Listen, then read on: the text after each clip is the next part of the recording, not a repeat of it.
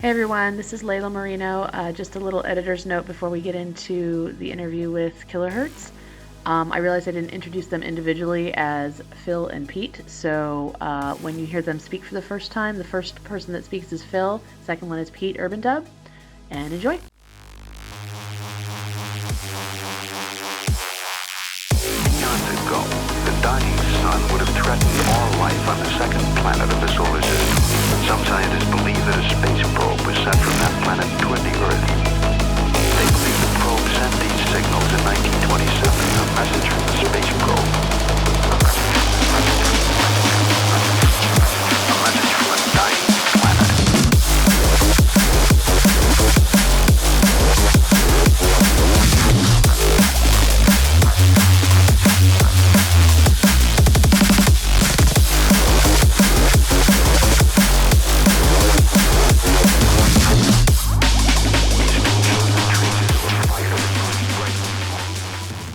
Okay, welcome to Sweat the Technique, episode 3. Today we've got Killer Hertz with us, just off the heels of their last single, and they were just telling me about all the work they're doing in the studio. Hi, guys.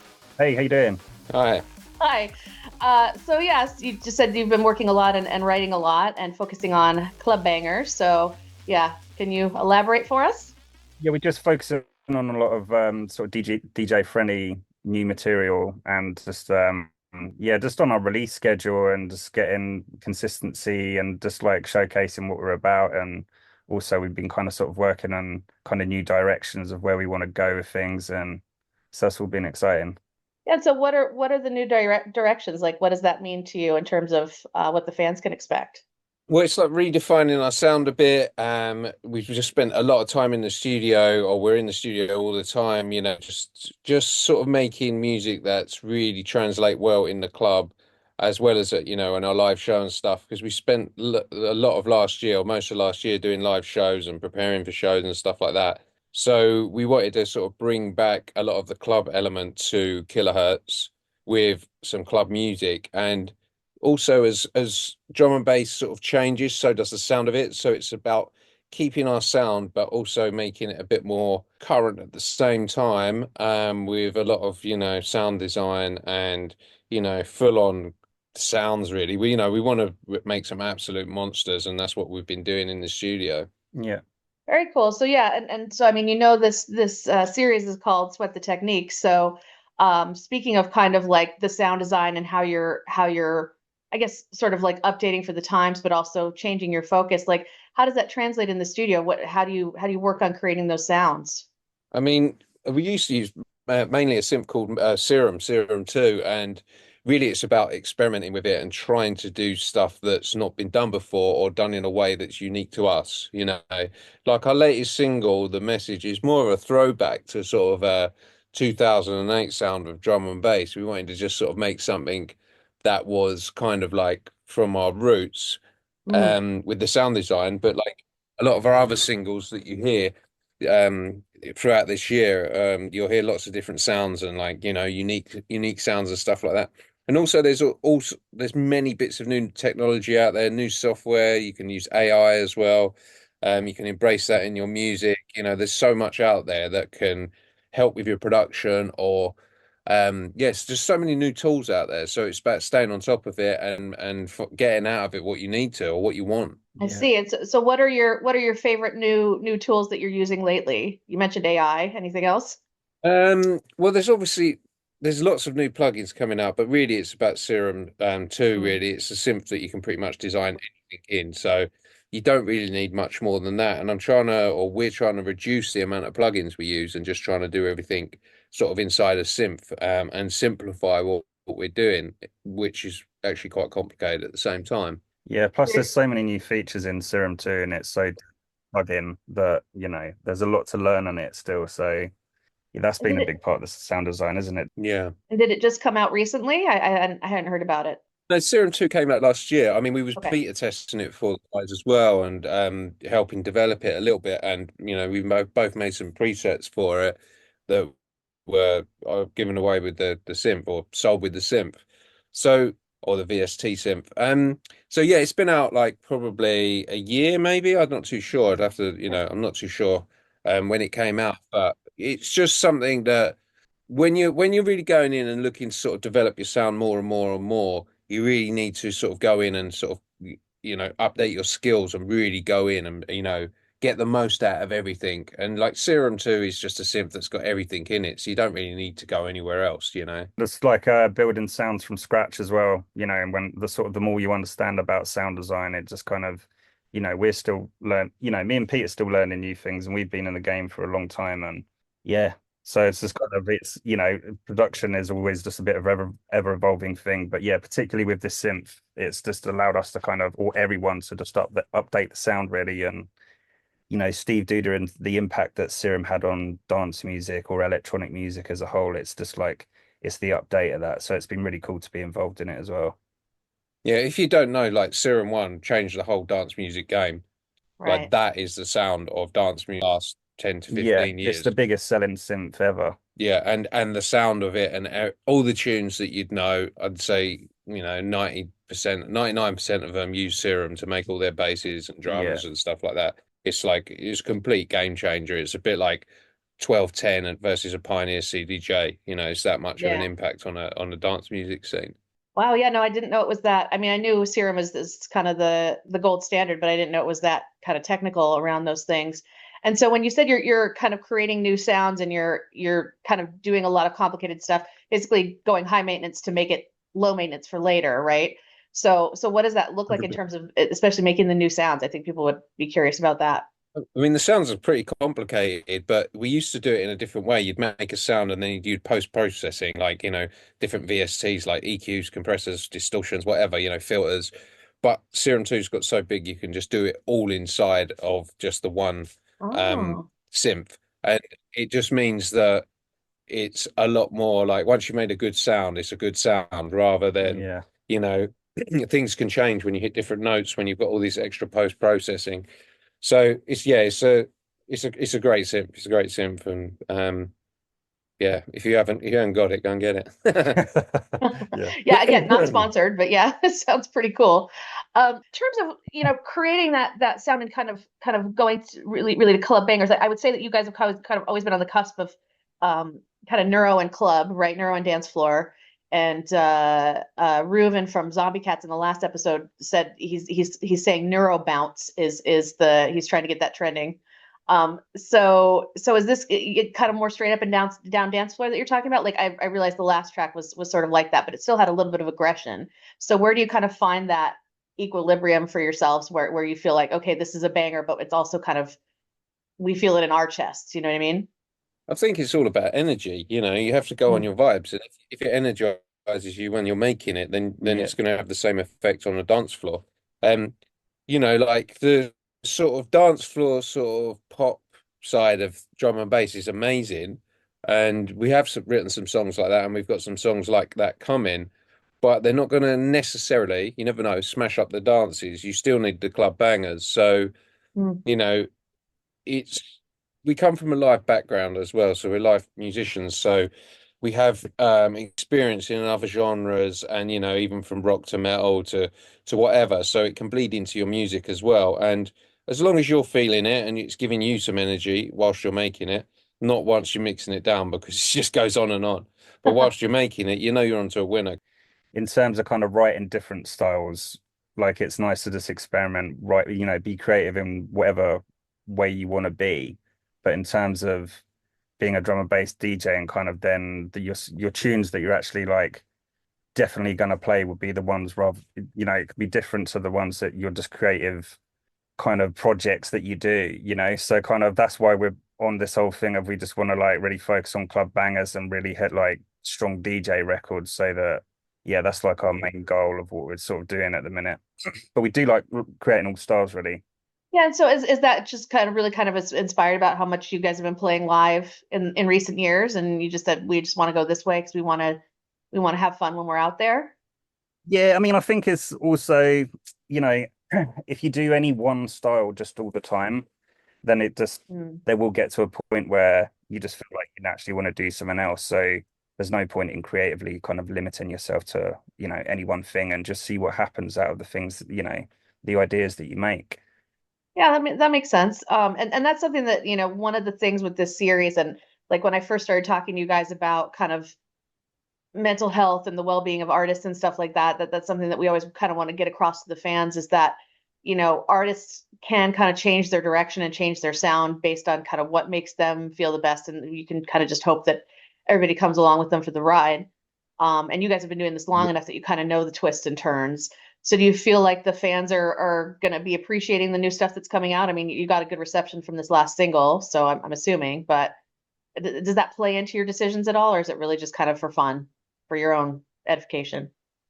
I mean, I think back to what Pete said about if you're having fun, then the listeners are going to have fun. And, Hmm. I think we know, don't Pete, like the sort of when we've really gone in on record and the sort of levels of which ones are just, Finish. yeah, just Yeah. like ones that are slightly more anthemic and yeah.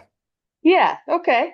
So, and then going back to kind of the origin story, as it were, you were saying that you both worked in other genres, and I think we've spoken about that before. At least Phil and I have, about kind of rock and metal and stuff like that. So were you guys each playing different instruments in previous bands, and what was that like? Yeah, I mean, I grew up playing drums. I'm still obviously the drummer in Hertz as well as one of the producers and DJs, but I played in predominantly dance music bands. Oh, Not when I first started there, it was like in school, that was more like a cover band. But I grew up with a MC called Harry Shotter, and we had a group called Acetate, and right. we did that for like a couple of years after university, and then I started producing drum and bass, but I've always played drums. And I've had different live projects with like Dynamite MC and Crafty Cuts. We had Wicked City as well. Shout out to Steve. And yeah, so I've always done sort of more danced bass drumming as well as obviously producing. But I've been influenced, or no, not influenced, but I've been into many different styles of music, but a lot of it was dance music. So Yeah. So playing analog drums, but still in a dance music capacity. yeah, analog drums and sometimes digital drums. I'm Okay. sponsored by Yamaha, so they sent me some electric kits, and they're pretty good these days. Do you know what I mean? I played obviously Roland drums as well, but I really like the Yamaha kit. But yeah, acoustic drums still have their place. They're excellent. Yeah, I think Fox Stevenson has in his live shows now. He's got the drummer from Technomatic, I want to say, doing live drums on his shows, and that's a really fun show too. Would you ever incorporate live drums into your shows or no? Yeah, I mean, live drums, it'd be way more. Um, it'd be way better for me to play them because you get to actually express yourself properly on an instrument, an acoustic kit. But the problem is you would end up using drum triggers to trigger like digital sounds anyway, just because Mhm. that's the nature of drum and bass. You can never get an acoustic kit to sound like the drums that are in kilohertz. It just doesn't work like that. However, an acoustic kit's way better to play. So I'd love to do it. But even say like KG Sarko when he plays a pendulum, he's using triggers. There's clips on his drums that are triggering drum machines and stuff. So, it'd be the same with Phil with a piano. He's like, would you like a piano on stage? Yeah, of course he would. But to get the sound of the piano from one of our records, it's quite difficult. So Yeah. it's like the acoustic instruments are obviously always going to be way better because there's been hundreds and, if not thousands of years worth of development in them. Um, where like digital keyboards and drums, they're plastic. If you really wanted to go deep, you can, the different types of wood in a piano or a drum kit, you would be absolutely amazed because they give you different tones, different metals in cymbals and stuff. Like there's a whole world out there that nobody would, most people would never think about unless you play the instrument. Then you obviously know what's going on, but you could pay even for a drum kit, you could pay £10,000 for a drum kit, and it could be like three drums. And I wouldn't mind, I wouldn't bat an eyelid if someone said that to me. If the drum kit was worth it, if it sounded good, and so on. So yeah, it's a whole different world out there. Good thing with the digital setup and the digital drums and is the silent factor on stage though. And with in-ear monitors and then pumped through a big rig and not having lots of microphones on stage and it makes it a lot cleaner and also we're sort of totally in control of our mix and what's being heard and we don't have an engineer. So kind of we just, for our live show, we're just kind of setting the levels and just making sure everything feels and sounds like how the record should be. Yeah, that's one of the most important things for us is having the record sound like Yeah. Because when we play it live, sound like the actual record Yeah. that we've released. That's really important. Like, there's been plenty of bands out there that say they do live drum and bass and they have, say, an acoustic drum kit, Yeah, yeah, yeah. and it sounds utter shit. It doesn't sound anything like the record. Do you know what I mean? It's like it's just nonsense. But so yeah, we want our music to sound the same as if you listen to it in a club, on Spotify, or if you come to see us live. So it's really about quality control there. It's always about quality control, In drum and bass, the levels are so high, so you Yeah. can't you can't not fuck around with this shit. Yeah, I mean, the amount of preparation for the live show to really pull it off as well is a lot. And but once you're up there, you're just playing and sort of all the work's been done. So we were kind of saying, we're like when we did the last big show in the summer last year, how because as a DJ, you're always thinking about your tunes that you're playing, whereas with the live show, it's already sort of playlisted. So that element's quite nice, isn't it, Pete? Because you're not having to Yeah. sort of think on the spot. You're just getting involved with your instrument and just getting in the flow of it. And how was that process in terms of developing the live show? I don't think we've talked about this too much yet. And like how is it different? I mean, you explained a little bit, but in terms of playing live, and I mean, having that DJ element coming away from it, like how did that kind of change your focus other than, you obviously had to do prep work, but what does it feel like on stage, I guess is my question. it's a lot more in. I mean, I don't know. It's just a lot more intense. You just know that if you just do a slight little mistake that you can hear, maybe everyone else can't hear it. But it's just a little reminder that everything that you do is being heard Right. and you're in control of the sound. So, but that's what's really nice about it. And that's obviously what makes it live and gives it groove and everything. And the fact that we're humans and we don't sound quantized, we do add that element of variation, and the groove's got a bit of give and take to it. And yeah, and at first, when we first did the show, I was kind of wasn't sure, like, how the crowd might respond to it, but they responded like it was a proper concert, and it was just even more reaction than we would have got if we just sort of DJing because the crowd can feel it.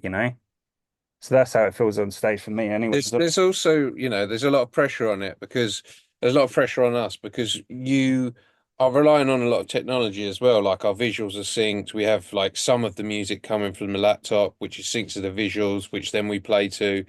We have all these different headphone mixes being sent to us front of house. There's so much that goes in the sort of back end of it that nobody knows about and doesn't need to know about, that takes months and months of preparation. Just getting all the levels right, or the right stems, or the right drum sounds, onto the kit, balancing everything. So it's like, changing MIDI changes. So when you change songs or different sections, all your presets on your drum kit or your keyboards or whatever, they change automatically. Same with the guitarist. It's like there's so much pressure. So if anything goes wrong, say your laptop breaks, the whole show can go down. Do you know what I mean? It's a Right. lot of pressure. So when you're playing, for me, obviously I'm playing drums, so and I've actually in charge of the computer most of the time. So I'm kind of there just hoping everything is just steady, everything's working right, everything sounds right, because there's so many things that can go wrong without going too deep into it. So by sort of like three-quarters of the way through the set, normally I'm like, oh, this is good fun. But up until that point, I'm like, right, this is pressure, pressure, pressure. Whereas if you're doing a DJ set, look, anyone can fucking DJ now. Like you don't have to practice to be a DJ, There's better DJs than others that do practice, but anyone can do it because you got sync. Everyone uses sync. If people say they don't use sync, then I'd be surprised, But there'll be a few people, especially the jump up lot, that won't do it. But everyone else in the scene uses sync. You can all play on. You could have 8 decks. It wouldn't matter. Um, it's not difficult. It's not like playing an instrument. I'm saying we're not playing the most technical things in the world when we're playing, but we're playing to a level of proficient, great musicians. But DJing is like, if something goes wrong, what's your, it's not your problem. Yeah. Say if the deck breaks, the sound engineer fix it. I mean, if you start clanging up mixes, then you should know, you should have the skill set to stop clanging up. If you've done some clang in the set, if you're mixing out of time, you should know how to fix that. It's pretty like you could teach a toddler like that. our setup is all digital as well, and it's a very tech heavy setup. I know we were chatting about acoustic instruments, and any rig going down on stage, obviously, if you've got an acoustic instrument, it's not the same thing as, okay, the laptop's conked out, or the drum brain isn't working, or power to this has failed, or just, so I think some of that pressure that we feel as well is because of it's very tech heavy, and we've really just had to look at our rig and just how reliable it is, and that's been a lot of the evolution of it as well, isn't it, Pete? Going to Yeah, in-ear monitors. yeah, we changed our rig in the summer after when we played Beats for Love because we was like there were some errors there. So we ended up going buying all this new gear which for our live show, which fixes a lot of the problems we had, and it's all self-contained. But you're learning all this stuff, or I know the drummer Andy, he's a drummer from Chasing Status. He put the whole Chasing Status show together as well, and I was like, man, how do we do this rig? And he was like, right, you need this, you need this, you need this, and it's this, it's out of the studio realm, it's the live realm, and you need to sort of learn about this, all the equipment that's used in the live world at the top level. And then we was like, okay, and then we got that, and we reworked everything, and so on. So you're ever learning. I think really for me, it's never really about the playing. The playing Yeah, comes secondary for yeah, me. yeah. I'm like, I'm just hanging on in there until I know the set's cool, and then I can start playing properly and enjoying myself. So yeah, I think it's a lot of stress, but when you finish the show, it's fucking sick, man. Like you pull it all off, you play whatever, however many people, it doesn't matter. It could be 10,000, it could be 300, it could be 30,000. It really doesn't matter. Like, as long as the show's been successful, people have enjoyed it, there's always going to be some problem. You might play shit, you might drop a drumstick, you might do whatever, but it's like that's the nature of live music, if you want to call us live, do you know what I mean? Live dance music, the risk factor is crazy, Right. Yeah. it does make it fun. Plus, not many people can do it. It's one thing being able to play the instrument, but putting the whole thing together as well is another thing. Plus, performing well and so on. It's a big, big, big task. Yeah, so was that sort of the impetus is trying to create kind of a production rather than just going out there and playing a set? Was that kind of and kind of that factor of the not the pressure necessarily, but creating something different and performing in a different way? Was that It's sort of the impetus for you? it's like an experience. People come to watch a show. Yeah. DJs have to rely on visual, but when we're up on a stage, people get to watch us. Obviously, we have visuals as well because it's part and parcel of it. But you have your lighting crew as well that work with all the lighting when you're playing on particular songs. So Yeah. the whole thing is a show. You've got your visual content, you've got your lighting content, and then you've got us performing as well. So it's something you can go and watch and dance to and enjoy. Whereas a DJ, you kind of looking up at it's not there's not too much to see, is there? Like it's not like an experience. Right. Yeah. Well, and I think you're right. I think that speaks to kind of the current culture because, we talk a lot about back in the day how like in the old clubs and stuff like that, the DJ wasn't the thing you weren't facing the DJ in the dance, you were dancing and it was more about the songs that were being played. Whereas now there's a level of showmanship that's expected. But yeah, Mm. like what do DJs do on top of that? So yeah, I think that the idea of playing live is getting more and more traction because of that. Because other than that, you'd end up just sort of like chain smokers dancing on top of the decks and not actually playing. You know what I mean? So Yeah. so it's I mean, if interesting to you see how artists are adapting. take someone like Fred again, that's probably why a big contributing factor to how he's blown up as well, isn't it? Yeah, that's You been know, crazy to watch, Fred hasn't it? element. Yeah. Um, but yeah, and then there's the kind of the visual element that you can do. They're doing that a lot in the States. I don't know if you guys heard about Illenium playing at the Sphere in Las Vegas, and he did a whole huge visual production show that it's like it's like watching a movie on IMAX. So Nice. and I wondered how that was going to play out because of course he's just there on the decks like just the little guy in this huge giant sphere. But yeah, that there in that sense it was like well yeah it'll just make the visual effects massive. So I think you do have to adapt a little bit and it sounds like that's playing live is going to be the most grassroots way still even though everything's digitized, isn't it? Yeah, sure. Yeah. It's 2026, if you're Yeah. not embracing all this technology, if you are playing live and you're trying to keep it acoustic, you're getting left behind. Nobody does that. Big bands, big production, everything. You've got to stay up with the times, whatever it is. And obviously, it needs to serve a purpose, whatever you're doing and whatever technology or whatever you're doing, in general, it needs to be for a reason, but it's Right. 2026, you know what I mean? It's just the norm now. So yeah, so speaking of, it being 2026 and all the new technology we've got available now, what are you guys' thoughts on AI and how it takes place in music? I mean, if you spend too much time worrying about AI, it's going to stop you from actually being creative. So there's no point worrying about it. Like artists that are sort of like, you know, shocked by it. If it starts to consume your creative output, then what are you doing? Now, AI is not going anywhere unless the internet's turned off and the computers, well, it's not even about the internet. You can have AI on your computer. So it's not going anywhere, and it's only going to get better. And like from our experience, my experience, checking out what's out there, it's amazing at what it can do. Now, if AI wants to sell to other AI, like music, then it's obviously going to do really well. But that's not how the world works. We humans sell to humans. Humans consume humans.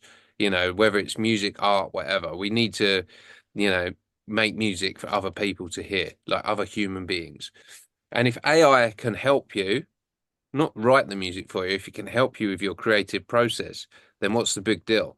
Now, if people are just using AI to write some music, that's just nonsense. I do understand that there's like the bad side of things, but as I say, there's no point worrying about it because it's not going anywhere. So you can say all you want or scream all you want about, how many tunes are on Spotify now, what vocals are AI, what this is AI.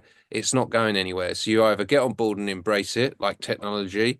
It would have been the same in the 80s when synthesis replaced pianos. You know what I mean? It's like Yeah. there's always change, and if you don't get on it, you'll get left behind. So, do I really think would I like it to stay? No, not really, but it's not going anywhere, so I embrace it.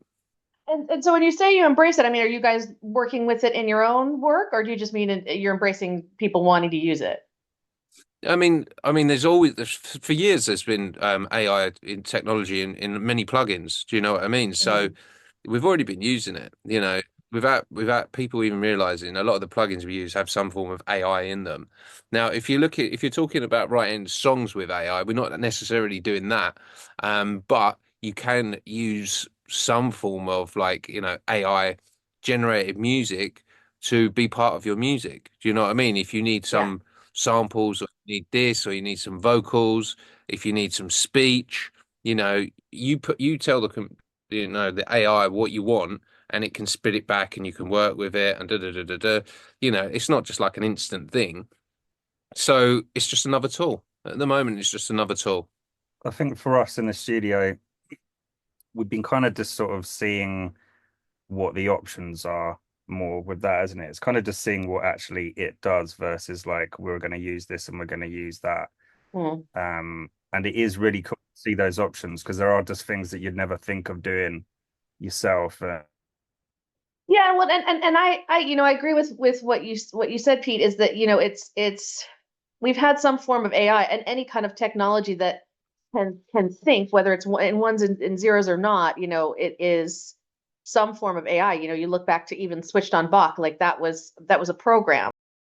Me and Pete, like he can then take something I've done and then improve it, or I can just work on what he's done. And so AI being able to do that as a solo producer as well, it's a really valuable tool. Yeah, and I mean, in terms of production for electronic music, you're using samples all the time and everything like that. So again, it's just like you said, another tool.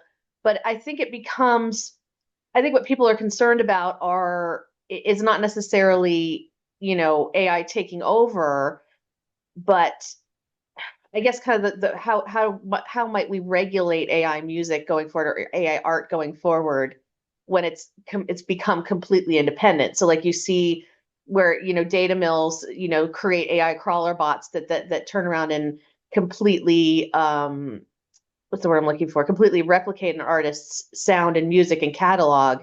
And I don't know if you know, but that happened to Jade, where they took his entire catalog and reformatted it and sold it as another Jade. So he had to change his name.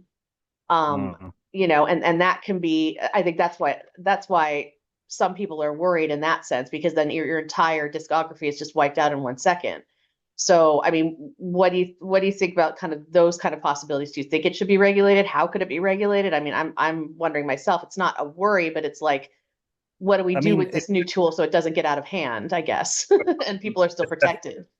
there's definitely yeah responsibility from the industry to protect real musicians, and because they are still the sort of driving force in just the like all of the producers and stuff that I know, they're not using really any AI, but I've just got a few friends that will kind of sort of sit on their phone and put in a few words in, tell it a style, and then they're happy to listen to like an hour of sort of AI music that they've just made. And for them, it's kind of cool because they can actually sort of, you know, they get to a point where they sort of made a complete thing, whereas otherwise they'd never do that, you know.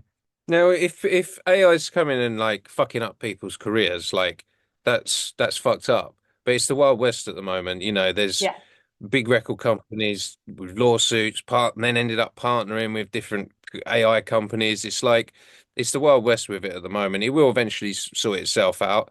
Um, I'm sorry to hear that it's had an effect on Jade or whatever, but like, what can you do, man? Like he's like you said, he had to change his name. I mean, like it's fucking crazy. Like it's yeah. fucking crazy. What's coming, what's here, what's next, But it's just, what are we going to do? What are we going to do? You either embrace it as much as you can, the technology, or worry about it, fight against it, and it stops you from being creative. That's just the thing that I'm more concerned about is like, being creative. We got at the end, and also at the end of the day, it's going to be more about selling yourself than just your music. Your online presence, which ours is not like particularly amazing, but your online presence and getting your fans getting to know you as an individual is going to be way more, or is even now, way more important than the music you release.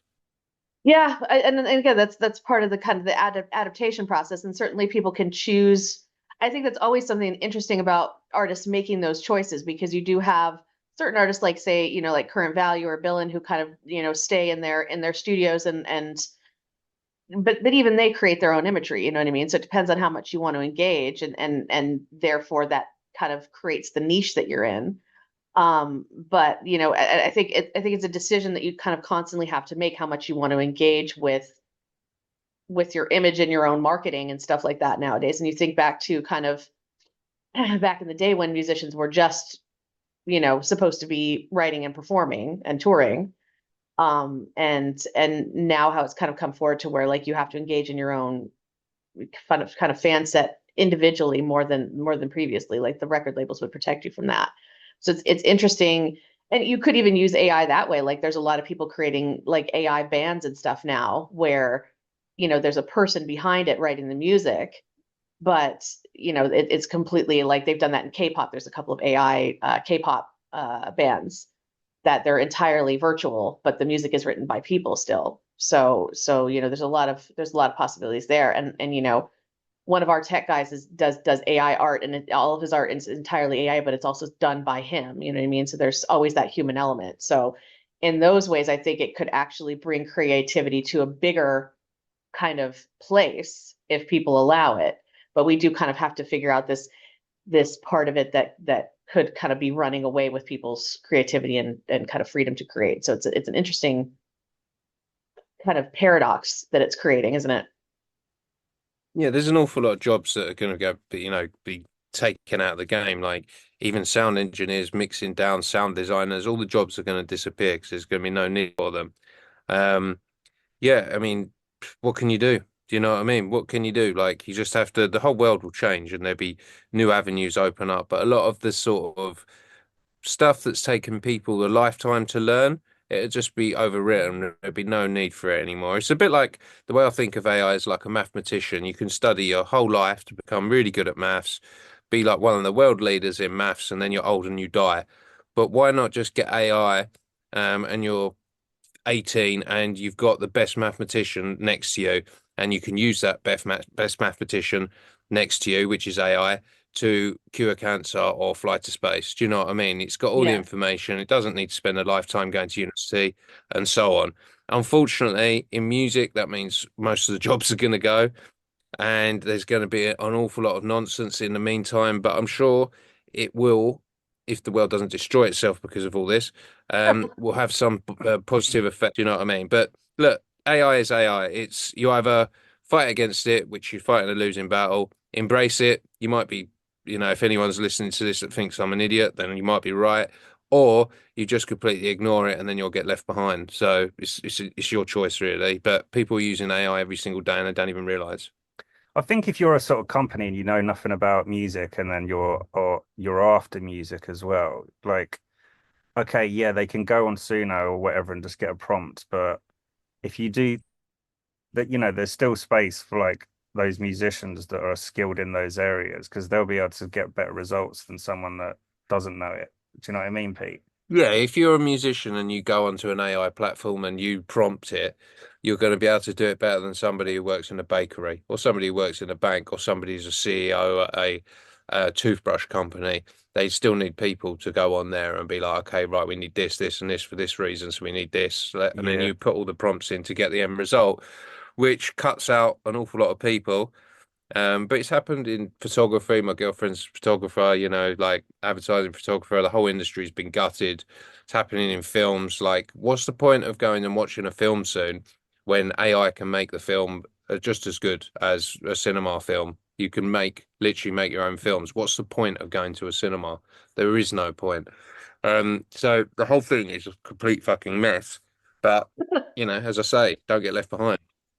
Yeah, well, and I think you're right. We're in the Wild West right now, and we don't really know what's going to be happening. But humans, like you said, if we don't destroy ourselves, and if AI doesn't destroy us, a la the Matrix or a la Waterworld, you have to decide which one's going to happen there. But humans are very adaptable, and I think everybody was kind of riding against back in the day when we first came out with self checkouts that like all these grocery workers were going to lose their jobs, but they didn't. They just created new different jobs in terms of maintaining those machines and everything else. So I think as one part of the industry maybe changes or even dies, something else could spring up out of it. So that's kind of the hope of AI. But Well, again, you just have to kind of make sure it's not stealing from you at the same time. think of this, right? Who fucking wants to work at a checkout? Nobody. Who wants to Exactly. drive people around? Nobody wants to work in, when you could be doing other things with your life, things that you like enjoying. Who needs to serve other people? Nobody really. Who wants to drive someone else around in a car? Nobody really. There'd be other things you might enjoy it, but there'd be other things that you enjoy more.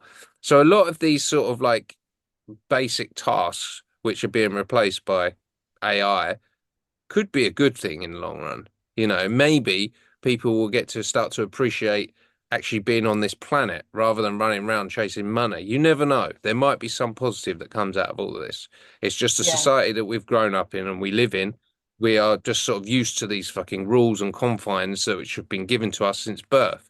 So Right. it would be quite good if, nobody has to work in shops and serve other humans. It doesn't make much sense when we've got technology. So look, nobody knows the answer. It's going a bit off track, but like, yeah, but hopefully the human race at some point will sort themselves out and we can start being appreciating the planet. I don't care if humans are nice to each other. We're a violent species, but if we can start taking care or at least paying some attention that we're on an amazing planet, it would be a good thing, And if AI can take us there or get us there, you never know. Maybe it will, maybe it won't, maybe it'll help, maybe it'll kill us all, you know. But I think humans as a whole, we need to sort of that.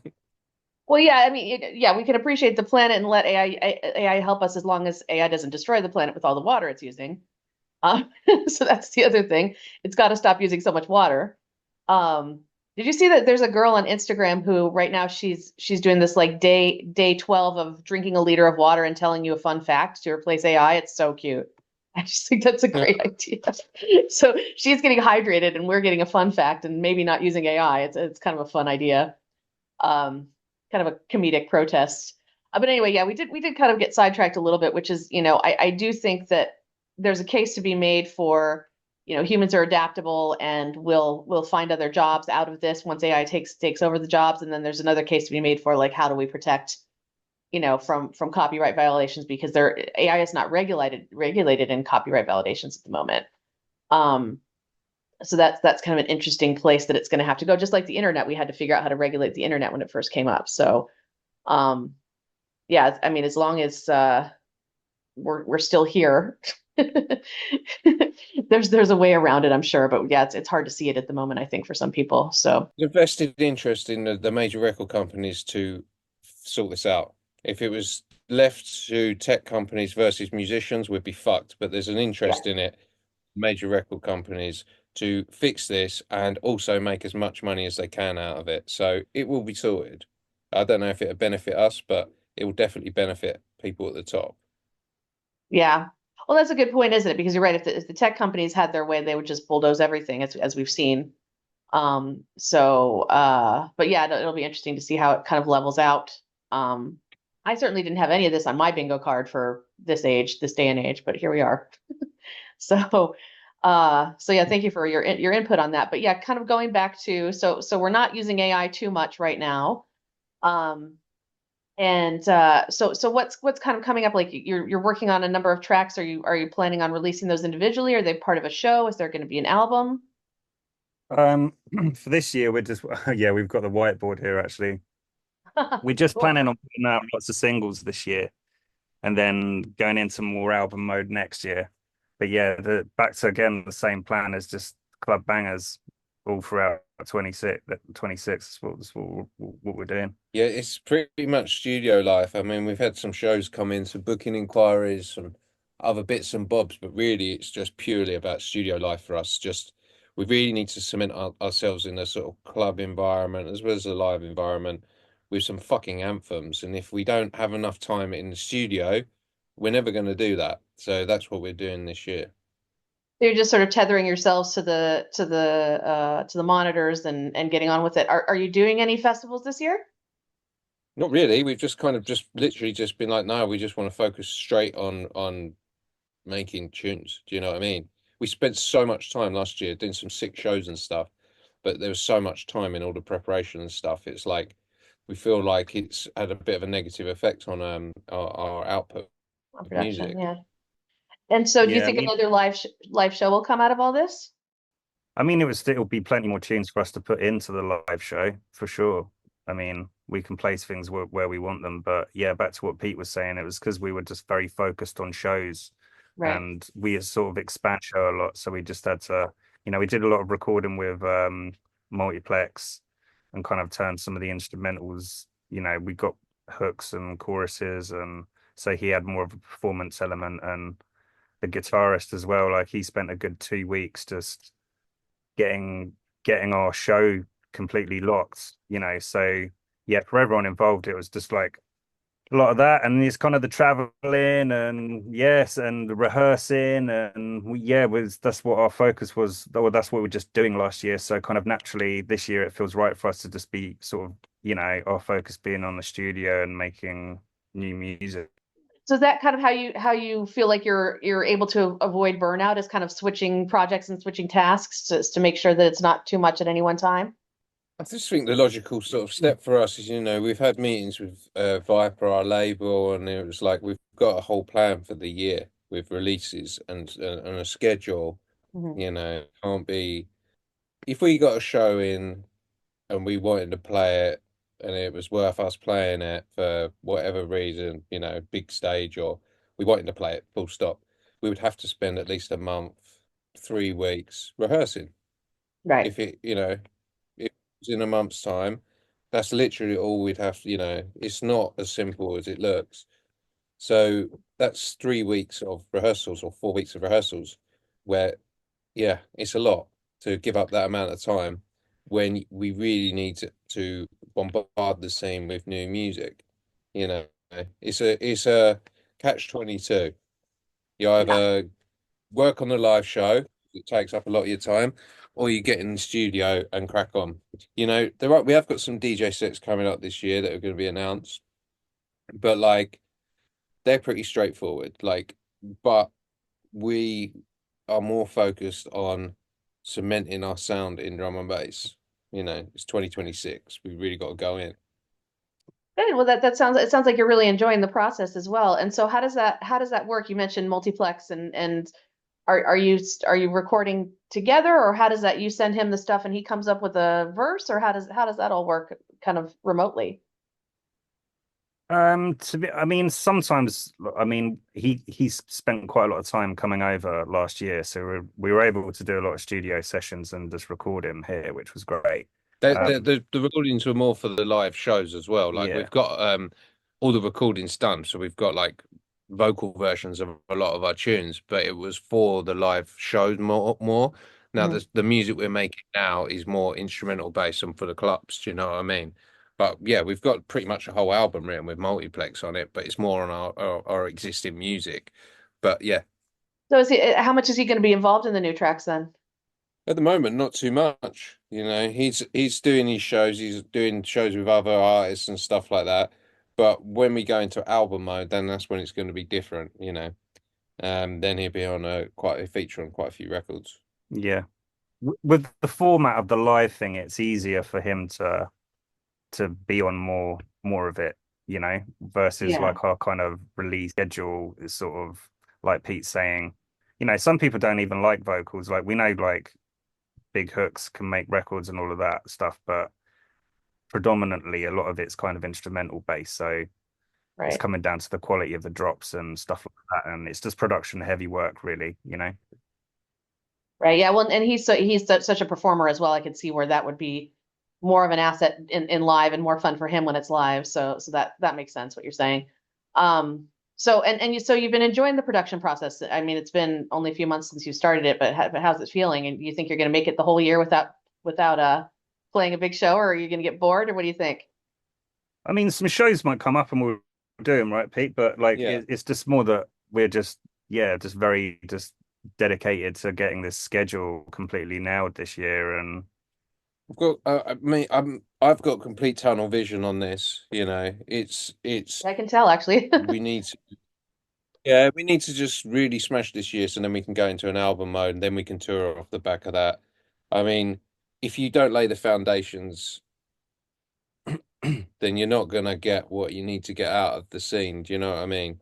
We need to really cement ourselves this year with some really good singles. And unfortunately, they don't just grow on trees or, you know, they can be really, our music's very detailed and very complicated and Yes. very complex, but it sounds to listen to not complex or not detailed. Well, it does sound, you know, it's easy to listen to, but it's hard to make. So no, and not all tunes, but you know, we really go in on our records. So it's like, um, it takes a lot of time, you know. So we just really like, you know, we're just fucking straight in on this and like just complete tunnel vision on what we want to do. You know, we just want to make amazing music, and you actually have to spend a bit of time in the studio to do it. And this year, my head's completely dedicated to that. Yeah, that's cool. It's good to kind of have to be that focused, I think, and I think that's important that you mentioned that that a lot of people, club bangers and some of the other kind of pop stuff that people, a lot of sort of people in the scene will say, well, that's not as complicated to make. But if you listen to it and you listen how it's produced, a lot of it is it's almost like a whole composition, like a symphony would be created. You know what I mean? And that's kind of what I'm envisioning with you guys is like all these different lines of sounds and stuff like that that you're matching up and creating sort of in a staff. So that's a lot more complicated and technical than people I think give credit for those kinds of things. Because really, at the end of the day, people are just dancing and it's intense and stuff. But yeah, it is quite complex. So it's good that you're wanting to really focus on that. Drum and bass, the levels are so high, the artists and production skills and musicality is so high. I couldn't really tell you a shit producer that's actually out there doing things at the moment. That everyone's at a super high level, and that's your Yeah. competition. And if you're not at that level, you're not going to get anywhere. It's yeah, like it's a drum and bass has always had like a battle mentality. The DJ before you wants to play better than you. You want to play better than the DJ after you. You know, your tunes are going to be better than the next producer's tunes. It's always had this battle mentality, a bit like hip hop, but it's like maintained it. You don't get this kind of like vibe or mentality like in house music or anything else. It's just like it really is part of drum and bass. Who can get the best sounding mix downs, the best sounding new sounds, loudest mix, you know, and we're all we're in competition with each other. But the levels of drum and bass production, you think they're good, and then all of a sudden they go up a tier, and you go up a Yeah. tier, and go up a tier. So it's just consistently rising, or people get better at writing, like you're saying, like almost like whole symphony or whole pop tune, but sounds really basic. But if you sat and broke it down, it's actually quite complicated. But it's just done in a way where it sounds simple, and that's when music is like that's when it starts to get top level. So yeah, drum and bass is just it's just ever advancing. You just think it's can't get any bigger or more technical, and it always does. It's pretty crazy to be Yeah, part of the there's always scene, to be somebody fair. taking it up another notch. Do you think do you think maybe that's why it keeps going up those levels because there's that competition and it's healthy competition. Everybody's supportive, but just like there's that drive, I think, within the artists. So anybody from any other genre that you talk about, they're like, well, what I love the most about drum and bass is, the high level production, the high level of engineering. It's always like something that no other genre can really touch. So do you think it's because of that competition or in spite of that competition or what do you think?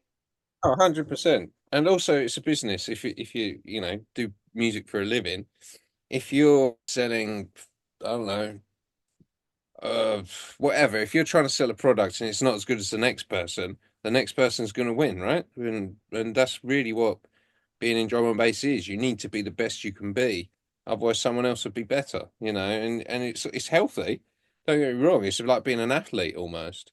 Yeah, that's a good analogy.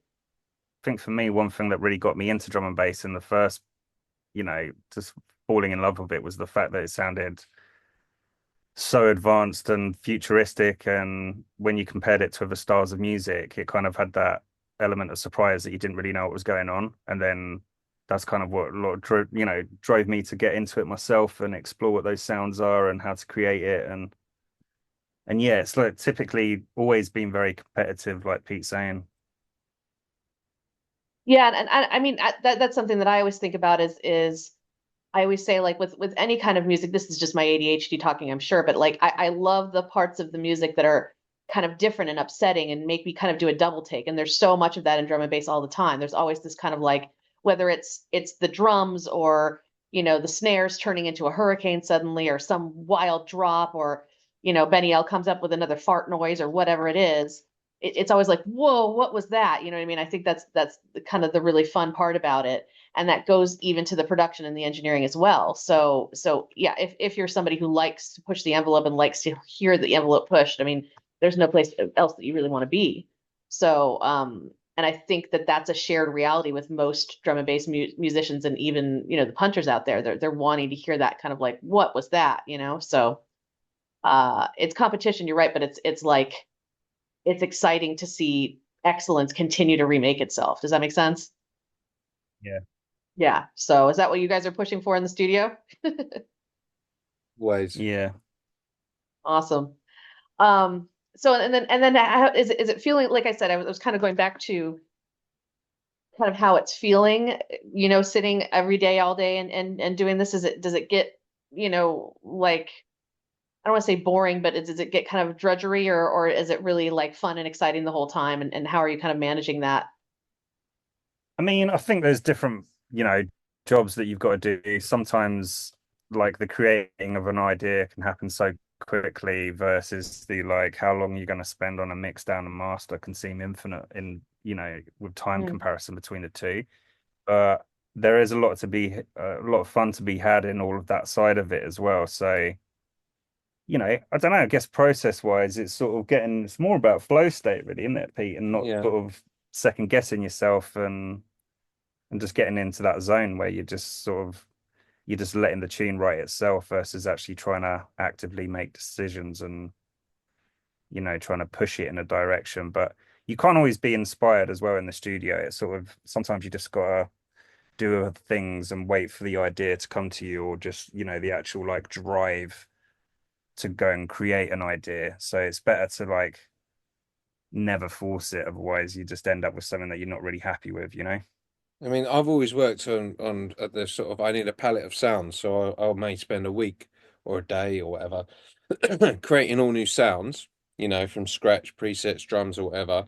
and then I use them to then start some music with, so that ignites my ideas with all these new sounds which I've created.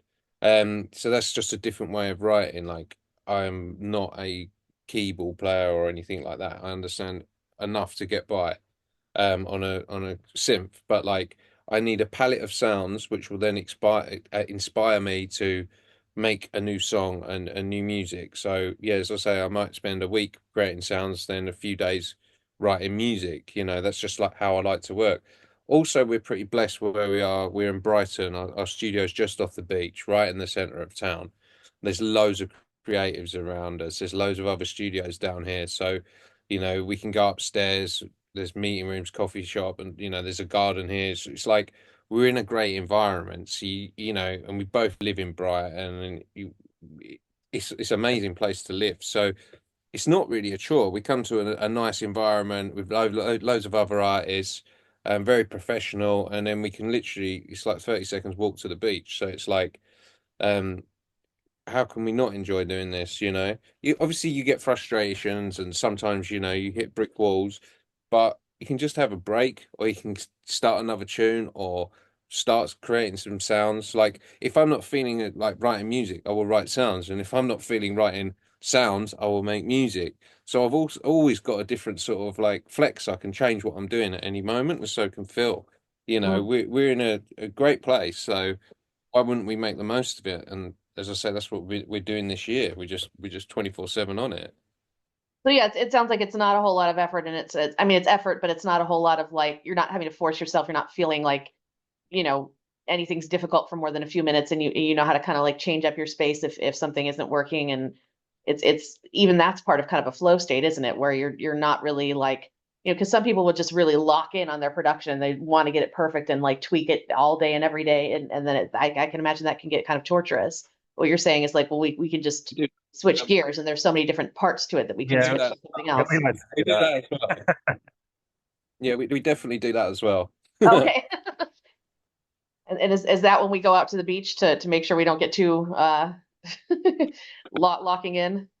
I mean, like Pete's saying, just taking breaks Yeah. and just, you know, yeah, it's just not about forcing yourself to be like on one particular mode of working, you know, like switching it up again, like Pete's saying, and it's just like wherever your inspiration is going to come from, it can be different places, whether that's picking up a guitar, getting on the piano, like, but just like Pete's saying again, having some sounds which you're actually like excited about, you know.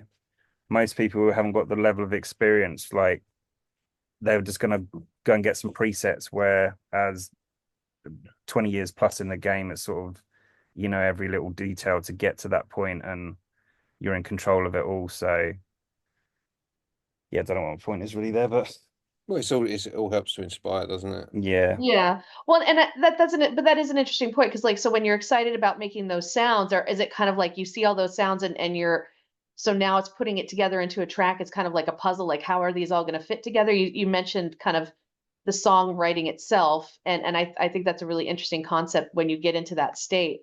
Like, how does that feel for you guys again when you're kind of like using the sounds that you created or the music you created, putting it all together? Like, do you start out with how you want something to sound, or do you really just see where it goes every time once you've created, you know, the sounds You that you may want to put in? design the sounds for a reason, you know. You Yeah. don't just sort of design random sounds. That would just be mental. You might as well just, you know, don't know, that'd just be mental. So you have, I can only talk for myself, but I have like a broad overview of what I want to achieve, what kind of sounds I need to achieve it, and then it will help spark ideas. You know what I mean? It's like having, yeah, just having a palette for each song. Each track helps me a lot to be creative. Don't get me wrong, I can grab presets, use other people's sounds, whatever. It doesn't bother me, but I do like to have something fresh to start off with, like which is unique to me. Some tracks I'd write completely with sample packs. It really doesn't bother me what gets me to the end result. If the sounds are great and they're helping me to write, then that's great. If I'm using other people's presets, I don't care. But also sometimes I don't want to do that. So it's whatever path I'm being taken down, but it's, or I do have an overview of what I want to achieve when I'm going to start writing music. So the sounds kind of reflect that as I'm making them. Okay, so it's a little bit of both then. Yeah. Yeah. A one-word answer is fine there. I was just concluding your point. So, and then, obviously we met kind of through my other project with the Arts Wellness Collective thing, I talk quite a bit about mental health in these podcasts as well. So I mean, you mentioned that you kind of remind yourselves to go on breaks and stuff like that, and try to avoid burnout. I mean, have you experienced any in this writing process so far? Or is it's pretty much smooth sailing? I mean, Pete plays football about how many times a week? 4 times a week. I'm Yeah, gonna play football in a minute. Yeah. yeah. And my thing is swimming. So, but we're kind of I know it's sort of the same answer as before, but that's kind of really what regulates your mental health the most, like thing that we found over anything, isn't it, really, Pete? Yeah, you need to do exercise and work on yourself, I'm aware of myself a lot more as time's gone on, how I'm thinking and how I'm feeling. I'm a lot more aware of myself, and I'm sure you are. Yeah, I think if you just like maybe producers sometimes get a bit caught up in like having to be overly productive all the time. And then Yeah. actually, if they're in that position where they're in the studio, it's like it's smelly in there, they haven't seen sunlight for however long, they haven't had a decent meal, however, their energy is just low. And that kind of sort of burnout thing just sort of just trying too hard, in my opinion, but also it's a lot less productive than just knowing when to just go home, get some sleep, come back with fresh ears, fresh energy, and keep just trying to push through. It just will just lead you into that burnout place. But it's easily done when you feel like you have to do it or you're behind or whatever. But it's just learning just how to kind of just, get a good balance with your work kind of flow, really.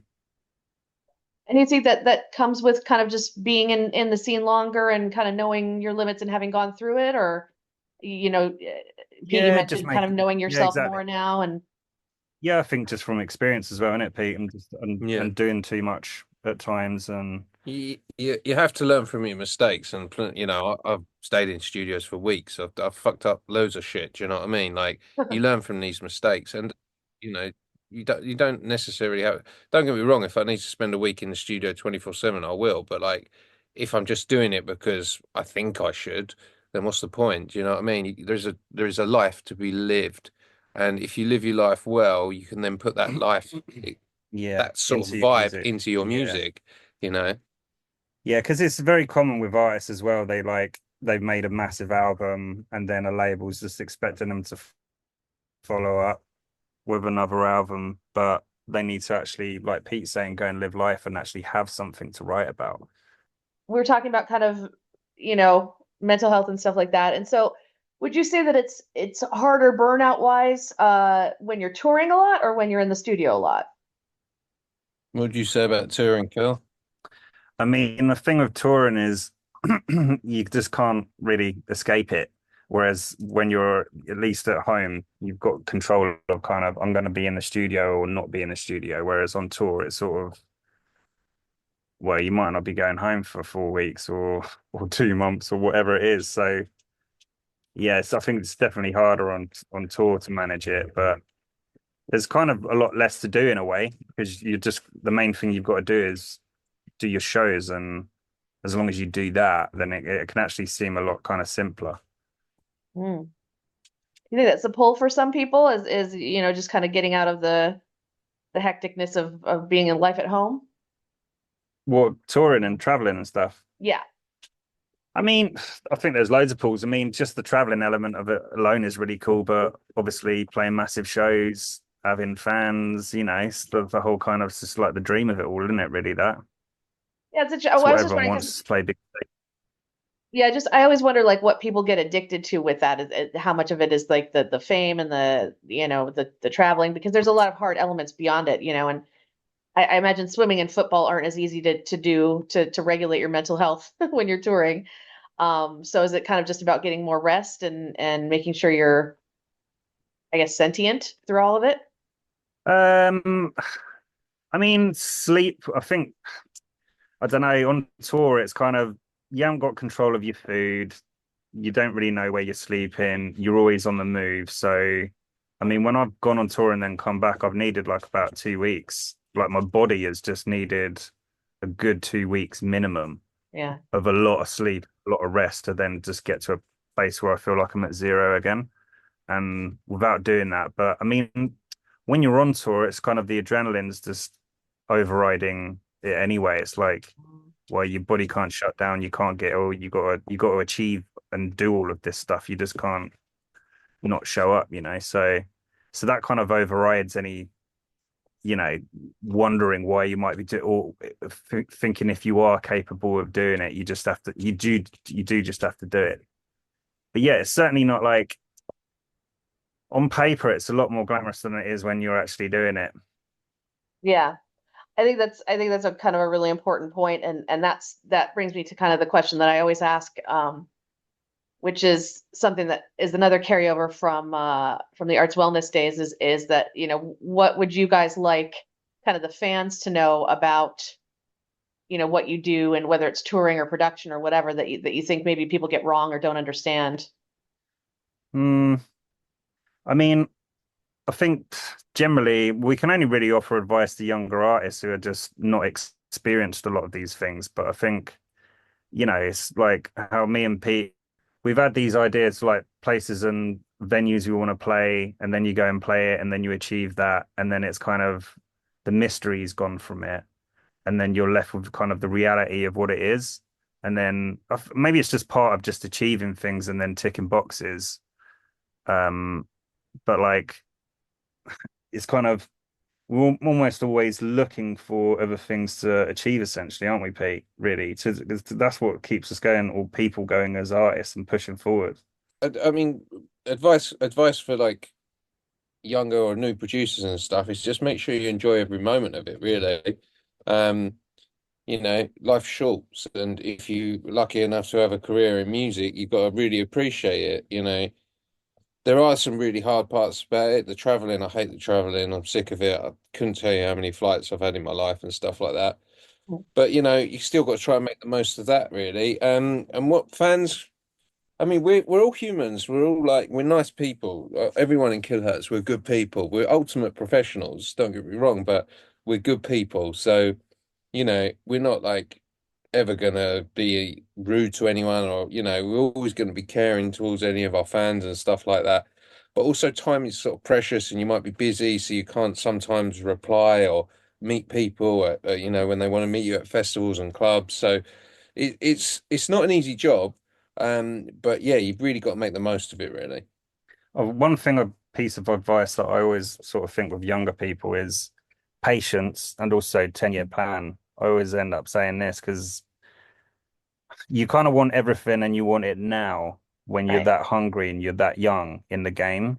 And it's not really achievable. It's only through time and putting out a lot of music and people being able to have something that they can latch onto and actually understand you from, So it's sort of that's what I'd say to young artists is a 10-year plan. Get your 10-year plan sorted. Think about where you want to go. Don't think about like, oh, I've got to blow up in the next year or the next 2 years.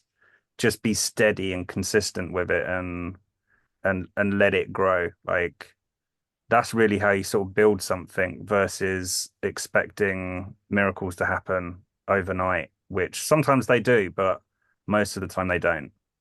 Yeah, I think that's a good point, especially in kind of today's viral culture. And also, I think, some of the points you made about the harder parts of it is, yeah, make sure you enjoy it, but also make sure if it becomes too hard, like, is this really for you? I think a lot of people don't realize, and I think a lot of people quit because they don't realize how much work and sacrifice goes in behind it. So I don't know if that's the point you wanted to make, but I kind of picked that out of, I think, what Pete was saying. So I think, so I yeah. think maybe if you're getting into music as well and you are actually learning the art of making music, yes, that is part of the goal, but it's only one section of it. And that's obviously the most common mistake that young musicians can get into is where they're just doing the process of actually making the music and then are not thinking about how they're going to market themselves, take control of all of the business and all the other sides of their career to really allow them to be, a full-time artist and have a decent music career. So, but yeah, I think you can maybe get stuck in that in that zone of just focusing on the music and just trying to, and actually if you don't quite get that bit right, then that will be very frustrating, and that will sort of lead you to feel like you might not want to do it or you might want to quit, you know? I think it's hard to manage yourself as a brand and a business nowadays. And that's a good point. And then on the other hand, there's artists that are coming out that are all brand and the music is almost secondary, especially in terms of online presence and stuff. So it's an interesting thing to think about. So the series of singles that are coming out, those are all going to be on Viper this year? Yeah. Yeah, we've got some plans that we can't really talk about, but yeah, it's Viper led, yeah. Okay. And can you say when the next single is coming out, or are we not announcing that yet? Yeah. Well, our current single, The Message, is out now, and our next single will be in April. And can we have the title or no? Yeah, it's called Burning Up. Cool. Okay. And so I think that was all. I think that was all my questions. So thank you guys, Pete and Phil, for coming on and talking to me today. I know these longer ones can be long, so I appreciate all the insight that you offered and a lot of technical advice. So I think that'll be really good for people to listen to. Anything else you want to say or promote or anything? No, just thanks for having us on.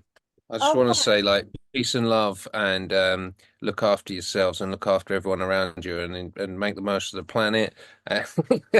No, thanks for having us on.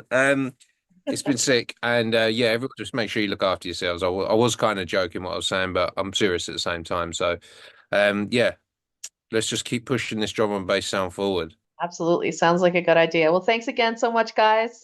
Cool, thanks a lot. All right. Cheers. All right. Bye. Hey everyone, thanks for listening. And now, if you made it this far, here is the exclusive premiere of Kilohertz's next track, Burning Up, out on Viper, 10th of April.